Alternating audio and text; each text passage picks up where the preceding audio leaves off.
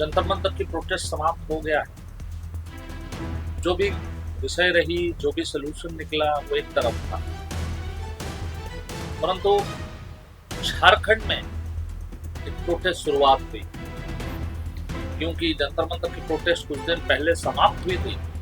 ये विषय सबके दिमाग और जहन में था कि इस तरीके की प्रोटेस्ट झारखंड में भी चली। बहुत सारी बातें हैं, एक एक करके बात करेंगे। पहले जानने की कोशिश करते हैं, झारखंड में जो प्रोटेस्ट हो रहा है वो जंतर मंतर से अलग है या जंतर मंतर जैसी है, या इन दोनों को पैरेलली देखा जा सकता है क्या? झारखंड में जेपीएससी और जेपीएसएससी जो यूपीएससी जिस टाइप की होती है, स्टेट में बोर्ड होती है, झारखंड पब्लिक सर्विस जैसे यूपीएससी है उसी टाइप का, एसएससी जैसे सेंटर में होती है उसी टाइप का। वहां इसकी कोर में, इस प्रोटेस्ट की कोर में एक विषय है कि पैसे लेकर, यहाँ पेपर लीक नहीं हो रहा है, यहाँ पे ये हो रहा है कि पैसे ले लिया जाता है, 10 लाख, 20 लाख, 40 लाख, 50 लाख, 1 करोड़। फिर आपकी पीसीएस की एग्जाम में आपको पास कराते हैं। तो ये आप ये सोचिए कि जो बच्चा यूपीएससी की तैयारी करता है, जो बातें करता है कि हम एक वीडियो बनेंगे, एक जेई बनेंगे और झारखंड में झारखंड की सेवा करेंगे, उस तरीके की एक चीज में रांची में प्रोटेस्ट शुरू होता है। पहली बात यह है, झारखंड एक ऑपोजिशन स्टेट रूल है, मतलब सेंटर में बीजेपी लेड एनडीए की सरकार है, नेशनल डेमोक्रेटिक अलायंस की। नरेंद्र मोदी इसकी प्रधानमंत्री हैं। और जंतर मंतर में जो प्रोटेस्ट हुआ उसमें हम जमकर उनको क्रिटिसाइज किए, चर्चा में आया। अब वहां पे जो प्रोटेस्ट हो रहा है उसमें ओब्वियसली जो ऑपोजिशन के लोग हैं, जिसमें राहुल गांधी हैं, जिसमें सुप्रिया शुले हैं, जिसमें शरद पवार हैं, जिसमें अरविंद केजरीवाल हैं, जिसमें और भी बतेरे लोग, ममता बनर्जी है, जो जंतर मंतर की प्रोटेस्ट को समर्थन कर रहे थे। वहां क्योंकि हेमंत सोरेन उनकी ही गठबंधन की पार्टी है, उनके विरोध में खड़े नहीं हो रहे। सवाल नैतिकता की है, सवाल इस बात की है कि जंतर मंतर में जो बच्चे प्रोटेस्ट कर रहे थे, क्या वो क्योंकि बीजेपी के खिलाफ प्रोटेस्ट कर रहे थे इसलिए वो सही थे? और झारखंड में जब झारखंड मुक्ति मोर्चा के खिलाफ प्रोटेस्ट हो रहा है वो सही है। ये नैतिकता के सवाल के ऊपर ऑपोजिशन पॉलिटिकल पार्टीज थोड़ी मुश्किलात में जरूर है, परंतु बात ये नहीं हो सकती है कि एक प्रोटेस्ट को दूसरे प्रोटेस्ट के साथ इक्वलाइज किया जाए। यहां जिस बात की प्रोटेस्ट हो रहा था, उस बात की प्रोटेस्ट से ये बात तो निश्चित रूप से साबित हो गया कि यहां पे केंद्र सरकार प्रेशर में आई है। वहां सरकार के ऊपर देखिए, केंद्र सरकार जब प्रेशर में आई है उसकी बड़ी कारण ये भी हो सकती है कि यहाँ की जो मिनिस्टर्स हैं, यहाँ की जो दूसरे पॉलिटिकल पार्टी जो एनडीए की गठबंधन में, उनने भी प्रेशर करी होगी।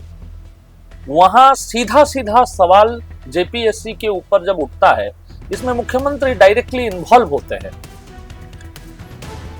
इनके पिताजी शिबू सोरेन दोनों ही गठबंधन में रहे, बहुत समय तक बीजेपी के साथ रहे, बहुत समय तक कांग्रेस के साथ रहे। अब बीजेपी को एक मौका मिल गया है ये कहने के लिए कि झारखंड में आप लोग भी तो प्रेशर फोर्स डाल रहे हो, पुलिस एक्शंस ले रहे हो, जो बीजेपी माइंडेड पत्रकार हैं वो गए थे उनको अरेस्ट भी कर रहे हो। तो फ्रीडम ऑफ एक्सप्रेशन जब दिल्ली में होता है, फ्रीडम ऑफ एक्सप्रेशन के अर्थ बदल जाता है। और जब झारखंड रांची में होती है, क्योंकि देखिए ये कांग्रेस की डायरेक्टली रूल स्टेट नहीं है, तब भी राहुल गांधी जैसे बहुत सारे लोग इसमें समर्थन में नहीं खड़े हो रहे। कॉकरोच जनता पार्टी के लोग वहां जाके पार्टी भी कर लिए, अभिजीत दीपके के घर में, अभिजीत दीपके से मिलने के लिए सारे पॉलिटिकल लीडर जा रहे हैं। देखो दूसरे लोग अभिजीत दीपके को कॉकरोच बोल रहे हैं, ये बोल रहे हैं, वो बोल रहे हैं। वहीं अलग अलग पॉलिटिकल पार्टी के नेता महाराष्ट्र के अंदर अभिजीत दीपके के घर जा रहे, मिल रहे, और जो न्यूज़पेपर में आ रहा है उससे साबित ये होता है कि सिर्फ नेता जा रहे ऐसा नहीं है, बहुत सारे संगठन के लोग अभिजीत दीपके से मिल रहे हैं। अभिजीत दीपके अपने आप को एक पॉलिटिकल पार्टी नहीं बता रहे हैं, वो अपने आप को एक प्रेशर ग्रुप बता रहे हैं। तो अभिजीत दीपके से भी ये सवाल हमारे तरफ से रहेगी कि आप क्यों नहीं बोल रहे। मैं समझ सकता हूं कांग्रेस के पास प्रॉब्लम है, मैं समझ सकता हूं उमर अब्दुल्ला साहब के पास प्रॉब्लम है, ममता दीदी के पास प्रॉब्लम है, अखिलेश के पास प्रॉब्लम है, क्योंकि वो सेम गठबंधन में बैठते हैं, सेम हेमंत सोरेन के साथ इन लोगों की क्या पता एक्सीलेंट रिलेशन भी रहा हो। अभिजीत दीपके, अभिषेक रांका, सौरभ दास, इन सब का मैं पूछना चाहता हूं वो लोग क्यों नहीं करते। और मानसिक शारीरिक उत्पीड़न उन बच्चों के ऊपर भी हुआ है, ये बात भी हमें मानना होगा। ये बात कहकर कि नहीं जंतर मंतर में तो यहाँ एक्सेस पैलेट गन चल गई, ये चल गई, वो चल गई, मुझे नहीं मालूम है। जितना खबर है कि आज शायद गृह मंत्री जी पार्लियामेंट में इसके ऊपर बयान रखेंगे, जब वो बयान रखेंगे उसकी डाइसेक्शन होगी। झारखंड के अंदर झारखंड मुक्ति मोर्चा की सरकार ने भी कल बच्चों पर डंडे चलाई है, बच्चों पर पेलेट्स गन चलाई है। पेलेट गन चलाई कि नहीं चलाई मुझे नहीं मालूम, sorry, I am trying to be right here. Excess बल का प्रयोग हुआ है, इसमें कुछ और विषय नहीं है। झारखंड की मुख्यमंत्री हेमंत सोरेन को यह जवाब देना होगा कि कल तक जंतर मंतर की प्रोटेस्ट के साथ जो लोग खड़े थे वो प्रोटेस्ट आज किस तरीके से बदल गया। जंतर मंतर में भी बच्चे प्रोटेस्ट कर रहे थे, उनके ऊपर पुलिस फोर्स डालना गलत था। आज भी झारखंड की कैपिटल रांची में जो हो रहा है वो गलत है। गलत को गलत कहने की हिम्मत करना चाहिए, गलत को गलत बोलने की साहस रखना चाहिए। मानसिक विकृतियां हो सकती है, बातें हो सकती है, बहुत सारी बातें मुझे लगता है कि हेमंत सोरेन सरकार को सेंटर से सीख लेनी चाहिए थी। यहाँ मिस्टेक हुई है, सरकार से मिस्टेक हुई है, मंत्री से मिस्टेक हुई थी, होम मिनिस्ट्री से मिस्टेक हुई है, उसको एक्सेप्ट और एक्नॉलेज किया जाना चाहिए। सिमिलरली ये दिल्ली की जंतर मंतर प्रोटेस्ट से कुछ नहीं सीख पाए, ये बात भी रांची में बहुत ही खुले आम दिख रही है कि you have failed to control the police force from doing excess against the very people you are telling you are supporting in Jantar Mantar। Hemant Soren ji को इस्तीफा दे देनी चाहिए, इसमें कोई और विषय नहीं है। हेमंत सोरेन जी को इस्तीफा नहीं देनी चाहिए, ये भी कोई विषय नहीं। यहाँ पे भी हम बार बार बताते हैं कि किसी मंत्री की इस्तीफा देने से सिस्टम बदल जाएगी, किसी व्यक्ति की इस्तीफा देने से सिस्टम की सफाई हो जाएगी, ये हम नहीं मानते। हेमंत सोरेन मुझे लगता है पिछले 20 वर्ष में सबसे ज्यादा पावरफुल मुख्यमंत्रियों में से एक है। उनके पास अपने आप मेजोरिटी है, उनको गठबंधन की जरूरत नहीं है। हेमंत सोरेन अभी कांग्रेस के साथ जुड़े हुए हैं और बाकायदा उनके खिलाफ इन्वेस्टिगेशन थी, वो जेल थे, उस समय किसी और को बनाया, चंपई सोरेन जी को बनाया। जब लौट कर आए चंपई सोरेन जी को पद से इस्तीफा दिलवाई गई, बाद में चंपई सोरेन बीजेपी में आ गए, तब भी हेमंत सोरेन 5 साल की सरकार चलाने जैसी मेजोरिटी लेकर आए और सरकार में बैठ गए। बात ये बिल्कुल सच्चाई है कि आपकी एजुकेशन सिस्टम निश्चित रूप से टूट गई है, बिल्कुल it is creaking on the sides, इसमें कोई डाउट नहीं है। इसको ठीक करने की प्रोसेस नहीं हो रहा है, उसको ठीक करने की कोशिशें नहीं हो रही है। जो क्रिटिसाइज कर रहे हैं उनको जेल में डाल देना, उनकी मुंह बंद करने की कोशिश करना, अरे आप इसको why you are taking it personally. ये सरकार आज है, कल नहीं रहेगी। कल वहां पे किसी और की सरकार, रघुवर दास की सरकार थी, आज वहां हेमंत सोरेन की सरकार है। कल वहां ममता बनर्जी की सरकार बंगाल में थी, आज किसी और की सरकार है। उड़ीसा में 24 साल नवीन पटनायक की सरकार रही, नवीन पटनायक की सरकार अब जा चुकी है, वो मोहन मांझी की सरकार आ चुकी है।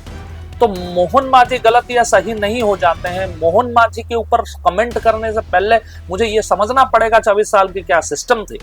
जब मैं ये कह रहा हूं कि ये एग्जाम की जो सिस्टम है उसमें रिफॉर्म होना चाहिए, उसमें कोई प्रधानमंत्री या कोई शिक्षा मंत्री या कोई मंत्रिमंडल को दोष देने से ज्यादा हम इस एक सिस्टम को क्रिटिसाइज कर रहे हैं।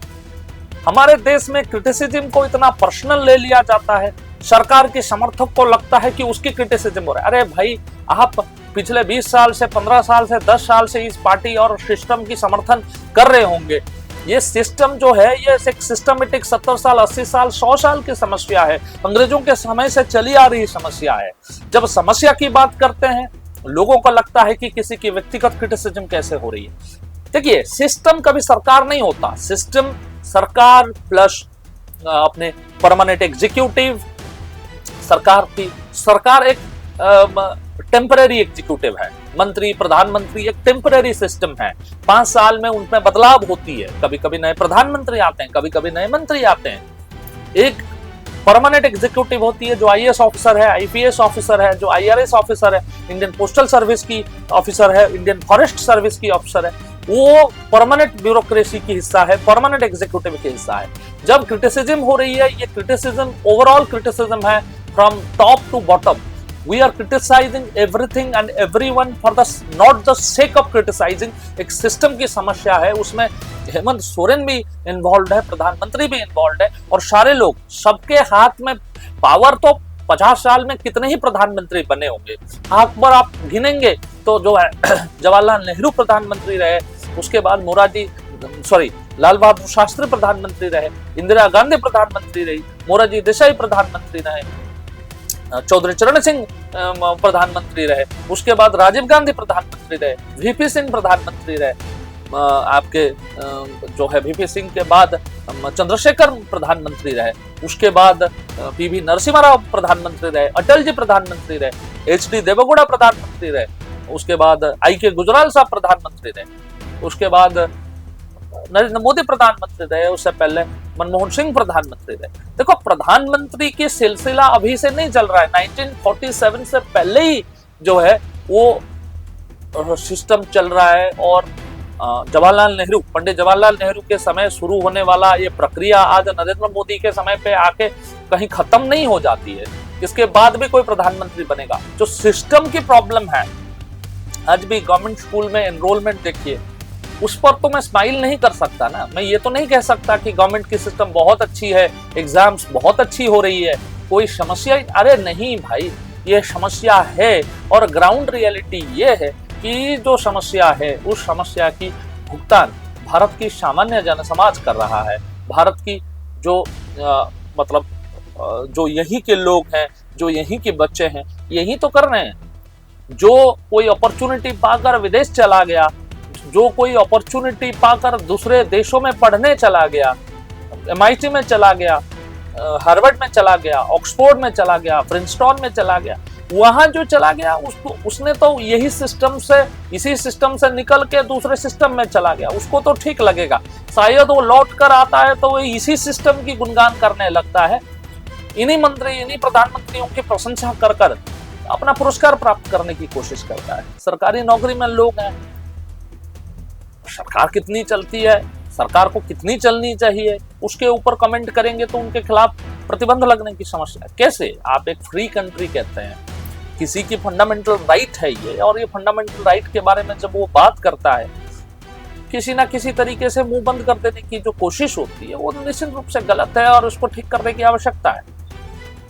देखिए, क्रिटिसिज्म से वो जो कहते हैं क्रिटिसिज्म से एलर्जिक होना निश्चित रूप से गलत है। क्रिटिसिज्म से जब आप एलर्जिक हो जाते हैं, जब आपको लगता है हम ही ठीक हैं, हम ही सही हैं और कोई आदमी तो कुछ जानता ही नहीं है, तो शायद एक हमें गलत राह पर चले जाते हैं। और वो सरकार हो सकती है, वो व्यक्ति हो सकती है, वो संस्था हो सकती है, जो गलत रास्ते पर एक बार चल पड़े तो वहां से लौट कर आने की कोई विषय नहीं रहता है। तो मुझे ऐसा लगता है हेमंत सोरेन जी हो या कोई भी सरकार हो, प्रोटेस्ट के समय में क्या मैनेजमेंट करना चाहिए, ये पुलिस एक्शन क्या होना चाहिए, वो मैं नहीं जानता। ना कोई मेरे उसमें कोई एक्सपर्टीज है टू से कि पुलिस एक्शन को विलिफाई नहीं करना चाहिए। देखो पुलिस एक्शन कितनी होनी थी, अब गवर्नमेंट की बिल्डिंग है उस पर आक्रमण कोई करेगा। तो देखो उड़ीसा में एक मुख्यमंत्री हुआ करते थे जिन पर खुद पर आक्रमण हुई, उस समय के गांधीयन लीडर हैं, और उनके बारे में, उनकी जीवनचर्या के बारे में मैं पढ़ रहा था कुछ दिन पहले, के नाम भी बताता हूं मैं।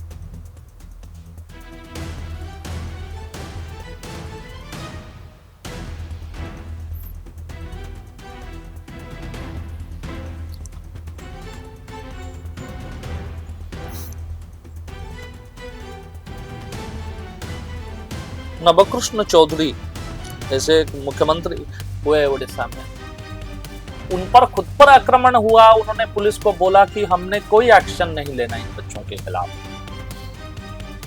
हाँ, अनार्की नहीं होनी चाहिए किसी भी परिस्थिति में।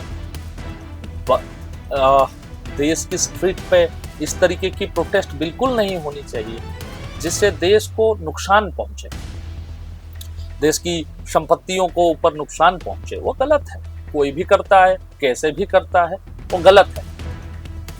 परंतु क्या हमारी सरकारें, हमारी प्रधानमंत्रियां, हमारी मुख्यमंत्री हो, हमारे नेता हो, इतनी ओपन दिल हो सकते हैं क्या कि बोलिए कि एक लिमिट में आप लोग प्रोटेस्ट करेंगे, डंडा नहीं चलेगा?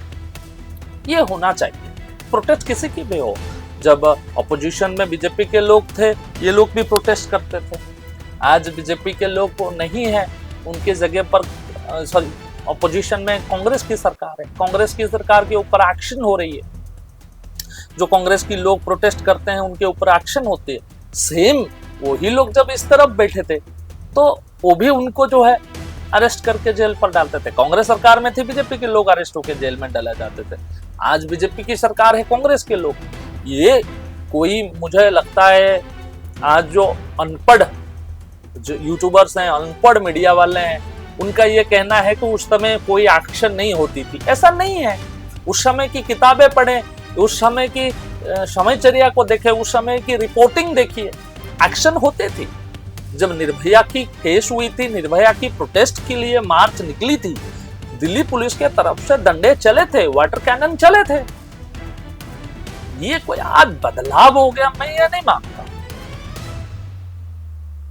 आप ये कहना चाहते हो कि बदलाव हो गया है? नहीं, मुझे लगता है पुलिस जो है वो इसी तरीके से ही इस चीज को फेस करता है।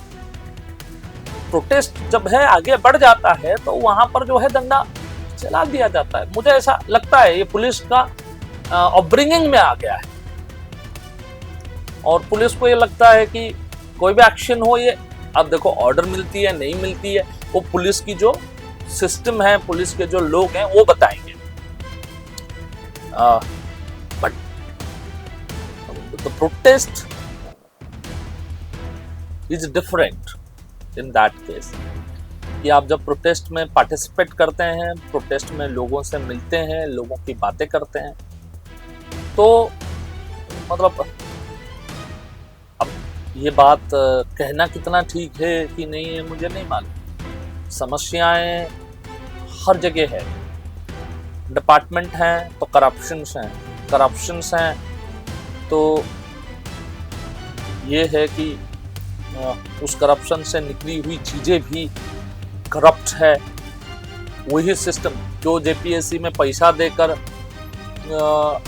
वीडियो बनेगा वो कल करप्शन करेगा, क्योंकि उसको वो पैसे रिकवर भी तो करने हैं। आज मैं कहूँगा कि जो है जंतर मंतर में जो हुआ वो गलत था, परंतु झारखंड में जो हो रहा है वो सही है, तो मुझे लोग दोगला कहेंगे, दो मुंही साफ बोलेंगे। क्योंकि जो जंतर मंतर में हुआ उसके समर्थन में जो लोग खड़े थे, शायद उतनी वोकली वो लोग उसको सपोर्ट नहीं कर रहे हैं। उसकी एक बड़ी कारण है जंतर मंतर सरकार के खिलाफ गुस्सा था। तो जंतर मंतर में जो प्रोटेस्ट हुआ उसकी एक बहुत बड़ा क्रेडिट जो आज के टाइम में मिलियंस हैं उनके ऊपर जा रहा है। प्रधानमंत्री जी भी आईआईटी दिल्ली में कन्वोकेशन में गए और वहाँ झंझट को अच्छा लगने वाली बातें बोला गया।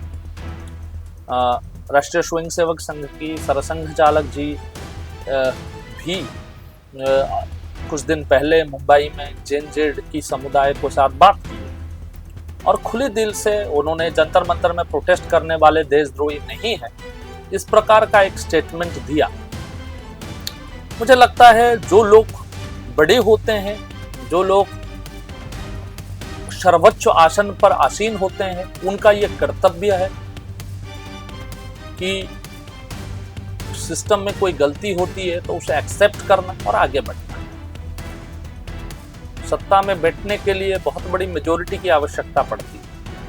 वो मेजोरिटी देने का काम सरकार में और कोई नहीं करता, लोग करते हैं। जब लोगों ने आपको समर्थन दिया, जब लोगों ने आपको जनमत से आशीर्वाद दिया, आपका कर्तव्य बनता है कि न्याय हो, प्रशासनिक न्याय हो, मानसिक न्याय हो। किसी भी सामान्य जनसमुदाय के लोगों को ये नहीं लगना चाहिए कि कोई गलत काम करा जा रहा है। ये हमारा कर्तव्य है। मुझे लगता है कि उनका, भागवत जी का और मोदी जी का जो आउटरीच है, ये सर्वोच्च आसन पर बैठे हुए लोगों की महनीयता को, बड़प्पन को दिखाता है। हाँ, उस प्रोटेस्ट के अंदर बहुत सारे ऐसे तत्व थे जो देश विरोधी बातें कर रहे थे, परंतु हम देश हैं। देश की सर्वोच्च आसन पर बैठने वाला व्यक्ति, प्रधानमंत्री, देश का एक सामान्य व्यक्ति नहीं है। 100 करोड़ लोगों के समर्थन से उस आसन पर बैठने वाला व्यक्ति सामान्य व्यक्ति नहीं। राष्ट्रीय स्वयंसेवक की संघ की सरसंघ चालक एक संगठित समुदाय, विश्व की सबसे बड़ा सामाजिक संगठन का प्रमुख व्यक्ति कोई सामान्य व्यक्ति नहीं है। और जब उनके कुछ समर्थक ये कहते हैं, एक जेनरेशन को एंटी नेशनल बोलते हैं, इन दोनों को आप ये खड़े होकर ये कहना कि ये लोग देशद्रोही नहीं है, इनको कुछ समस्याएं जरूर हो सकती है, वो समस्या को ठीक करा जाना चाहिए, उनको सुना जाना चाहिए। ये सुनता है, ये लॉजिकली सवाल करता है, क्या सुंदर बात है, क्या अच्छी बात है, करना ही चाहिए इस प्रकार की बात नहीं, इसको प्रैक्टिकल भी करना चाहिए। मुझे लगता है सरकार में शिथिलता आ जाती है। लंबे समय तक सरकार और सत्ता में बैठे हुए लोगों को लगता है हम ही तो सरकार, हम ही तो सत्ता, हम ही अहम ब्रह्मस्मि वाला एक विषय आ जाता है। हम सब जानते हैं, हम जो कहें वो सही है। जब वो व्यक्ति में आ जाए, जब वो पार्टी में आ जाए, जब वो सरकार में आ जाए, बड़ी सारी मिस्टेक्स होती है जो हम देख रहे हैं, जो हम जान रहे हैं, जो आप समझ रहे हैं। कितना गलत है, कितना सही है, ये सारी बातें आपकी अपने लोग, अपना कोई कुछ गलत करता है तो हमारा काम ये नहीं है उसको बैठ के दिन रात क्रिटिसाइज करें। हमारा ये जिम्मेदारी है कि उससे गले लग के इसे पूछे, भाई क्या समस्या है, क्या दिक्कत है। जिसको अपना नहीं मानता है उसके खिलाफ हम एक्शन ले सकते हैं, उसके खिलाफ हम बात कर सकते हैं। अब विषय रही एक ट्रांसपेरेंट सिस्टम की। निश्चित रूप से ट्रांसपेरेंसी आनी चाहिए, ट्रांसपेरेंसी होनी चाहिए। ट्रांसपेरेंसी नहीं हो रही है, ट्रांसपेरेंट एक्शंस नहीं हो रहे हैं, तो उसकी जिम्मेदारी निश्चित रूप से जो लोग सत्ता में बैठे हैं, क्योंकि आपको जब लाया गया था बहुत सारी करप्शन की चार्जेस पिछली सरकार पर लगी थी। वहीं से अन्ना आंदोलन से अरविंद केजरीवाल का जन्म हुआ। जब यहाँ शिक्षा मंत्री इस्तीफा दे रहे थे, पंजाब में क्वेश्चन लीक हो गया। आज तक कोई उसकी जिम्मेदारी ही नहीं लिया किसी ने। मैंने तो पंजाब की सरकार को एक बार भी ये बोलते हुए नहीं सुना कि हमारी स्थिति बहुत खराब है जी, हम इस बात को मानते हैं। हम वही चीज जब बीजेपी सरकार के खिलाफ जंतर मंतर में हो रहा था, हम इसका प्रोटेस्ट कर रहे थे, विरोध कर रहे थे। आज जो है यही बात कांग्रेस सरकार के साथ हो रहा है, तो हमको लगता है कि वो सब गलत है। ये कैसे एक्सेप्टेबल हो सकती है, ये विचार करने की आवश्यकता है। समाज में एक रिफ्लेक्शन करने की आवश्यकता है, बहुत सारी चीज़ें रिफ्लेक्ट करने की आवश्यकता है। उनमें से एक बहुत बड़ी चीज़ ये है कि हम मानसिक रूप से और शारीरिक रूप से बहुत सारे समय में इस बात को हम समझ नहीं पाते, जान नहीं पाते, कह नहीं पाते कि मन में क्या है। तो प्रोटेस्ट इन सब की एक स्थूलीभूत चीजों की बाहर निकलने की प्रक्रिया है। हाँ, ये बात सच है कि शायद भारत की युवा समाज कुछ समय से एक सेल्फिश मोटिव में रहता था। देखो, प्रोटेस्ट हो सकती है और प्रोटेस्ट की सीमाएं बढ़ सकती है, प्रोटेस्ट हर राज्य में हो सकती है, प्रोटेस्ट की बातें आगे बढ़ सकती है। सरकार के लिए टेंशन की बात है, कोई भी सरकार रहे। केंद्र में मुझे लगता है जो सरकार है, दिल्ली में कुछ होता है तो उनका टेंशन रहता है, तो दूसरी जगह भी कुछ होता है तो देखो, ये एक इंटेलिजेंस वाली बात है। यहाँ पर किसी राज्य में ये प्रोटेस्ट होता है, वहाँ की राज्य सरकार, पुलिस वहाँ की होम मिनिस्ट्री के अंडर होता है। ज़्यादातर होम मिनिस्टर मुख्यमंत्री होते हैं। अब मुख्यमंत्री के ऊपर रहता है। अब बिहार में कोई प्रोटेस्ट होगा तो सम्राट चौधरी जी के ऊपर तो देखो टेंशन तो होएगी। उड़ीसा में होगा तो मोहन मांझी के ऊपर ये प्रेशर रहेगा कि यार प्रोटेस्ट हो तो क्या, लाठीचार्ज करे ना करे, वाटर कैनन चलाए नहीं चलाए। परंतु जो उनकी एक फंडामेंटल अधिकार है बताने का, बोलने का, कहने का, पढ़ाई लिखाई करने की, मतलब वो उनकी से हम छीन नहीं सकते और ये छीनना भी नहीं चाहिए, क्योंकि फंडामेंटल जो अधिकार है ये कॉन्स्टिट्यूशन उनके लिए इंश्योर किया है, किसी और ने तो इंश्योर नहीं ही किया है। तो हाउ डू यू से कि कॉन्स्टिट्यूशन से जो दिया हुआ है वो आप नहीं प्रैक्टिस कर सकते हैं। एक लिमिटेशन है, देश के खिलाफ बोलना जाना नहीं चाहिए, परंतु तो कोई नेता देश नहीं होता। किसी नेता को ये अहंकार है कि मैं देश हूँ, निश्चित रूप से उस पर विचार और आलोचना करने की आवश्यकता है। जीत हार पर बातें हैं तो जीत हार की बात चलती रहेगी। आज जो जीता है कल हार सकता है, कल जो हारा है वो जीत सकता है। उससे ज़्यादा होती भी नहीं, उससे ज़्यादा करना संभव भी नहीं है, क्योंकि सरकार की भी लिमिटेशंस होती है।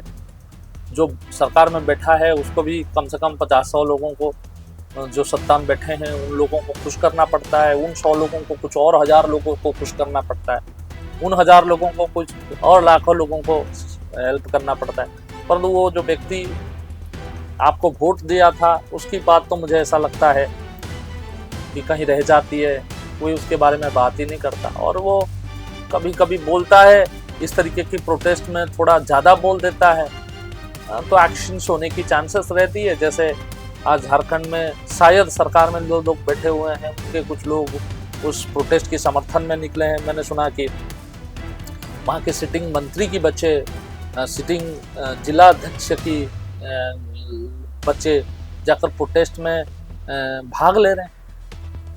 बताइए, हमारे जानकारी में कुछ लोग हैं जो प्रोटेस्ट में भाग ले रहे हैं। अब मैं नहीं जानता what do we get at the end of it, क्योंकि बीजेपी के लोगों के लिए झारखंड का प्रोटेस्ट अच्छा लगता है, कांग्रेस की लोगों को जंतर मंतर का प्रोटेस्ट अच्छा लगता है, यहाँ बीजेपी उनको समर्थन कर रहा है, ऐसा आप बोल रहे हैं। अब मैं नहीं जानता, मैं बड़ा कंफ्यूज हूँ, सही क्या है गलत क्या है। आप लोग अपनी व्यू इस वीडियो के नीचे जरूर देना। एक सामाजिक विषय पर हमने बात करी, सामाजिक जीवन पर बात करी। सामाजिक जीवन में आंदोलन का क्या वैल्यू रहता है, आंदोलन में समाज का कितना भाग रहता है, राजनीतिक दल क्यों कंफ्यूज रहते हैं, राजनीतिक लोग क्यों इस पर बातें करते हैं। आशा है आपको अच्छा लगेगा। तो अच्छा लगेगा तो इसको शेयर करिएगा, अच्छा लगेगा तो इसको लाइक करेंगे और अपनी वैल्यूएबल व्यू निश्चित रूप अपना जो कमेंट है वो जरूर दीजिएगा। उससे क्या है कि हमें भी पता लगता है कि हम सही जा रहे हैं कि नहीं, गलत सही वो सारी बातें है।